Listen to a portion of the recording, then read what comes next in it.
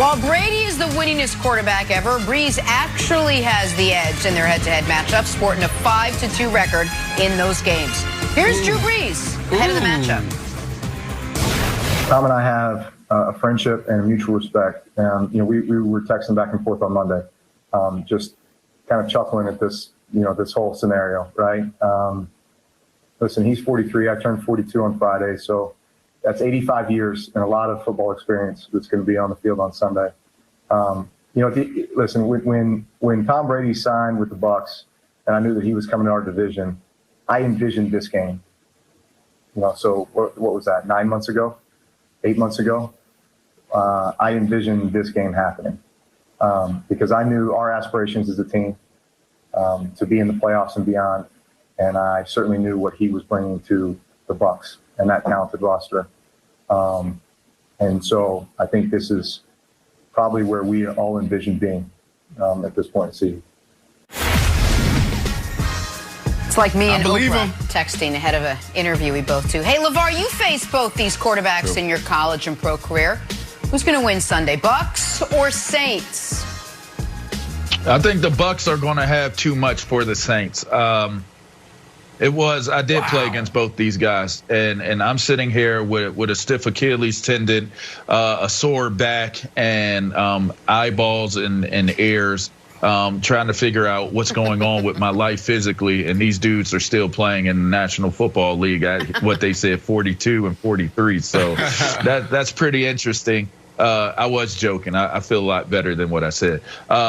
But I think the Bucs are going to be the team that right. I think that the Bucs are going to be the team that is able to snap the 2-game winning streak. This last go around with them. It was so impressive and so decisive that I almost feel as though the scary part about that game between New Orleans and Tampa Bay was that New Orleans showed so much of what they do to have success against Tampa, the familiarity process of it, what that looks like and their comfort in being able to play against this Tampa Bay Bucs team. But Tom Brady is a different animal. And like I said earlier, this is the playoffs, and it changes things. And Tom Brady doesn't have that fear of New Orleans. And Tom Brady isn't used to bowing down to New Orleans, even though he's lost to them the first 2 times. I mean, you think about it. First game of the year, man, throw that out the door. And then the second time around, it's just one of those games. Maybe it's a letdown game. I don't know. But I think Tampa Bay has too much clicking right now, too much explosiveness on offense, and we don't talk enough about how amazing their defense is playing right now. It's one of the best defenses. We'll talk about how good New Orleans is on defense, but we don't really highlight how much this Tampa Bay defense brings to the table. I think they're a complete team, maybe the most complete team in the NFC side of the playoff division. Wow.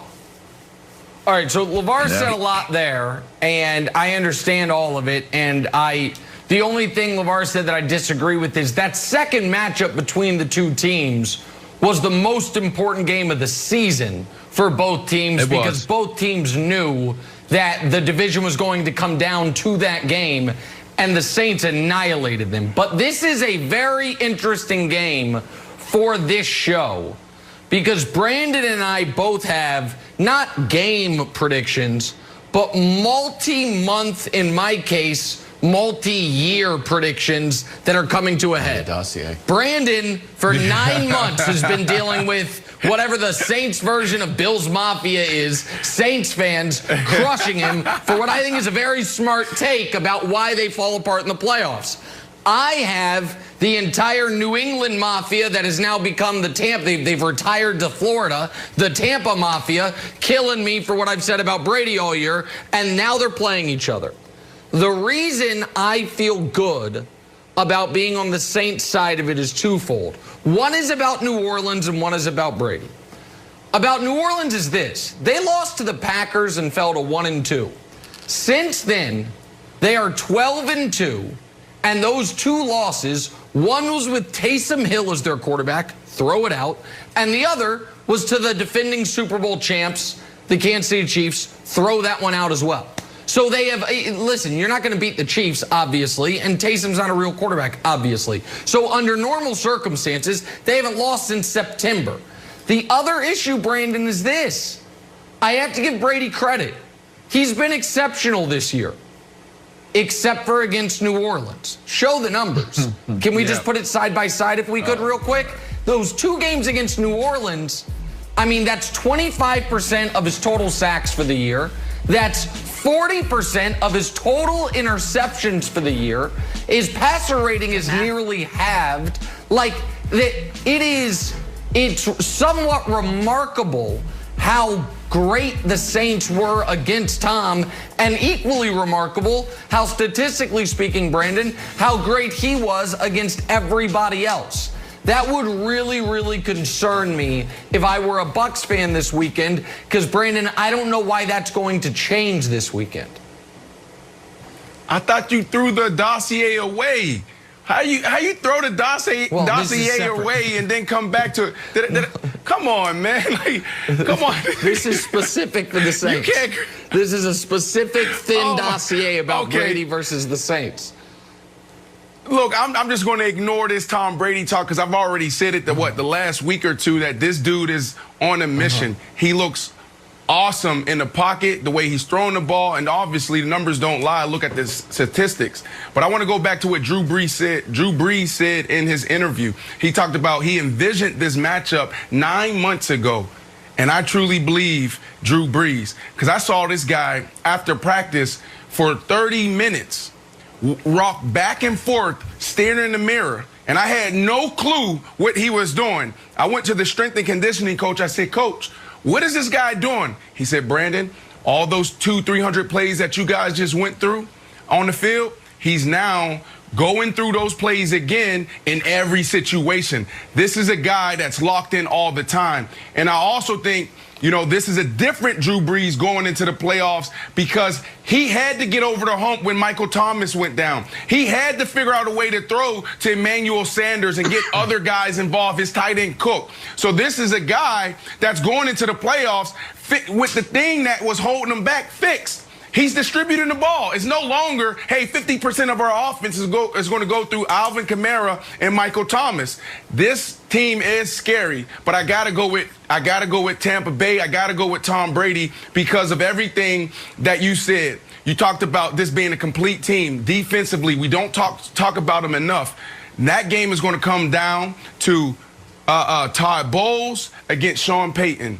Todd Bowles' defense is his defense. Todd Bowles put all the control in his players. This is our defense. Now you guys make the checks. So when you turn on the tape, when you turn on the TV this weekend, what you're going to see is all those guys in the secondaries checking palms, go here, go there, because they have to adjust depending on formation and what these guys do pre-snap. Post-snap, they're still communicating. They still understand what they're supposed to do. But then on the other side, you have Sean Payton. I used to walk in Sean Payton's office 10 o'clock at night, the lights was low, candles lit, and he'd be like, Brandon, look at this defensive coordinator we're going against. This is him in 1999.